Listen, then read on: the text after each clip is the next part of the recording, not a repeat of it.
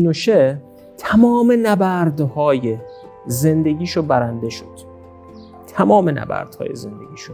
یه کتابی داره آریل دورفمن، شکستن طلسم وحشت درباره تجربه شیلیه. میگه من لحظه‌ای رو تصور میکنم که بچه‌های توی کوچه دارن با هم بازی میکنن و یکی از بچه‌ها کار بدی میکنه، مثلا خشونتی میورزه و او یکی بهش میگه که پینوشه نباش.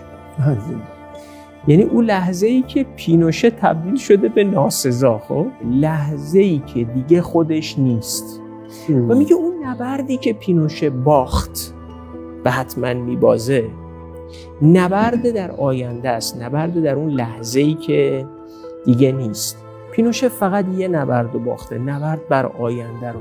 اون نبرد در تاریخ رو باخته و به این معنا آتیلا هم باخته، چنگیز خان هم باخته و همه دیکتاتورها و آدم‌های بد این نبرد برای آینده رو باختن. اون جمله دورفمن که پینوشه نباش قابل توسعه است به این که هیتلر هم نباش، چنگیز هم نباش، صدام هم نباش، قذافی هم نباش، نمیدونم و بقیه دیکتاتورها.